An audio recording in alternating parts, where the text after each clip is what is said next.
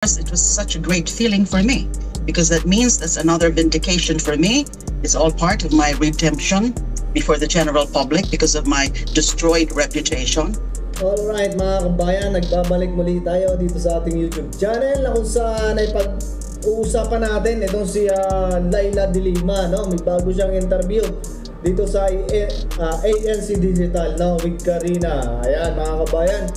At syempre, kung bago ka pa lang dito sa ating channel, ay inaanyayahan kita na mag-like, mag-subscribe ka na rin at mag-share. Nang sa ganun ay mas marami pa ang makapanood ng ating mga video na ina-upload sa ating channel. And of course, bago natin makakalimutan mga kabayan, yung ating mga viewers sa TikTok, ayan, maraming salamat sa inyo guys. Maraming salamat sa pagsuporta at sa pag-share ng ating mga videos. At sa pasensya na kayo kung di ko kayo maisa-isa kasi sobrang dami nyo guys. Tama na yung shoutout ko kayong lahat mga kabayan. At ito mga kabayan, pakinggan natin itong sinasabi dito ni Laila De Lima kung saan nagpapahayag siya patungkol dito sa pagsasalita ni Kerwin Espinosa mga kabayan. With us, former Philippine Senator Laila De Lima. Attorney De Lima, good morning to you. Good morning, Karen, and the televiewers of Head Start. Good morning. All right, a happy Monday, and you look well. Let's start first with this.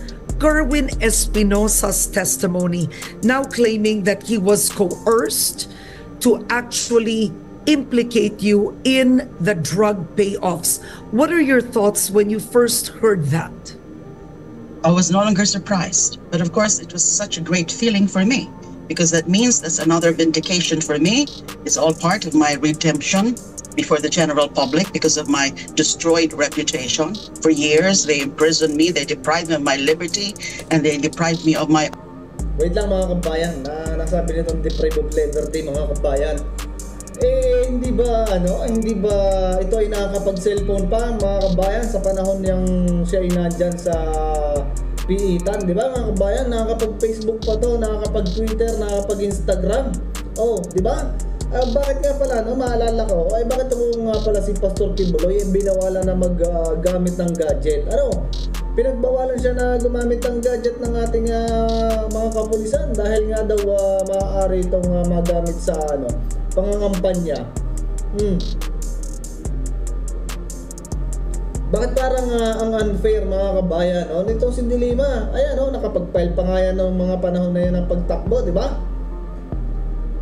Napaka-unfair mga kabayan ng sistema ng ating batas. Kasi nung panahon nito ni De Lima, nakakapag-cellphone while na itong si Pastor Kibuloy, bawal na. Anong nangyari mga kabayan, di ba?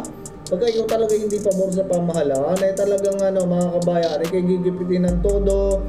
Ayan, katulad yung ginagawa nila kay Pastor Kibuloy. So, ayan mga kabayan, pakinggan ulit natin yung sinasabi ni De Lima. Honor. So, but not surprising, Karen, because I knew all along that this guy was really coerced. That when he appeared before the Senate inquiry, before the Senate hearing, I know that it was at gunpoint, coerced, because it was just barely 2 weeks after the assassination of his father. And I already knew all those that testified in the Senate inquiry. Kerwin Espinosa, and then Ronnie Dayan, and even Colonel Espinido, because sila... May nakalimutan to mga kabayan na isama dito. Nakalimutan niya si Junel at saka si Herbert Culango mga kabayan. Nakalimutan dito na sabihin ni Laila De Lima yung dating nagtalagang totoong nagdiin sa kanya mga kabayan. Si Herbert Culango at saka si Junel. Naging viral pa nga yung Junel. Tuloy na rin. Sila yung mga may kwento, sila yung mga may script at the time. And it was also validated by a part of testimony of Kerwin Espinosa in the Quadcom hearing last Friday that indeed kinausap din sila, the three of them, to make sure that their script would match with each other, would be consistent. Wala mga kabayan, aring nangyayari ngayon dyan sa akalain mo yun mga kabayan? Akalain mo itong mga tuwi nakakalaya pa, di ba? Oh, ito si Laila de Lima, sangkot dyan sa nagpaparol dyan sa mga nasa bilibid. Tumatanggap ng pera. Ay ngayon nag-dismiss ang kaso eh. Tapos yung nag-dismiss na judge nito mga kabayan ay na-promote pa. Oh, ganun din kay Kerwin Espinosa. Mga talagang kilala doon sa lugar nila na nagbebenta ng drugs o nagpo-protection sa drugs. Ayan, nakalaya mga kabayan. Pati mga plunderer, alam niyo. Ito si Laila de Lima mga kabayan, noong panahon ni Pinoy, may iniimbestigahan to na FIDAP. Diba? Kung maaalala ninyo yan mga kabayan, may iniimbestigahan to si Laila de Lima na FIDAP ng mga senador. At may sangkot doon mga kabayan na kasama ito si Pangulo, no? At nangyari doon mga kabayan, kung maaalala ninyo, ay pinatigil yun, hindi na isinama. Diba? Nawala yung pangalan na rin ni BBM doon sa iimbestigahan na yon. At yun ay hindi napasama. Oh, ito pangalan nito, si Napoles, 'di ba mga kabayan? Yan ay kasama din sa listahan doon sa sinumpang salaysay ni Napoles. Oh, di ba nakalaya na rin mga kabayan, pati si Enrile. Anong nangyari mga kabayan sa batas natin? At yung mga talagang totoong may kasalanan sa taong bayan ay nakakalabas. Di ba? Ay napakalupit talaga mga kabayan. Paano kung halimbawa isang mahirap lamang yung nakulong, di ba? Yung hindi pa napapatunayan pero na-deprive na yung liberty. Bawal din mag-cellphone kasi bawal talaga eh. Pero itong mga kabayan, ayun, nakapag-cellphone niya si Laila de Lima panahon nung nakakulong yan. At nakapag-file din yata yan ng COC, kaso natalo. Pero pagdating dito kay Pastor Kibuloy mga kabayan, at hindi man tayo miyembro ng KOJC, no mga kabayan, pagdating dito kay Pastor Kibuloy, bawal nang mag-cellphone. Nagrereklamo din sila patungkol dito sa pagpapile ng COC, anong candidacy, di ba? Napaka-unfair mga kabayan ng batas natin. So ito si Laila de Lima mga kabayan, gusto ko lang ipaalala sa kanya etong nangyari nung hearing, no, mga kabayan. Ito, gusto ko lang ipaalala sa iyo, Senator Laila de Lima, na nung mga panahon mo, hindi mo isinama itong dalawa na ipasok yan, samantalang yan ang pinakabawal sa loob ng bilibid. Ay, siyempre po, may paspas po tayo sa Department of Justice, si Secretary de Lima po. Paano ka binasbasan nun? Dahil po doon sa security po niya ang kausap ko at isang bisis ko po nakausap po si Secretary de Lima sa phone po, isang bisis po. Nakausap mo tungkol dyan sa pagpasok ng beer? May number po.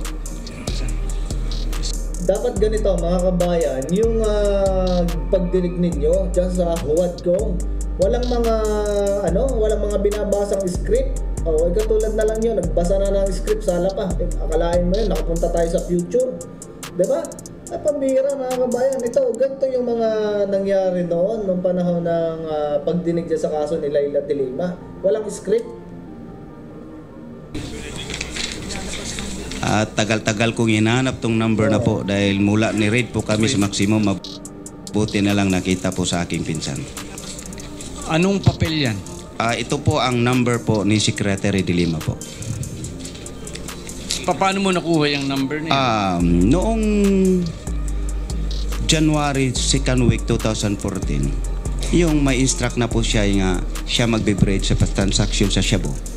Sabi ko, siyempre nagduda po rin ako, imposible, sekretary.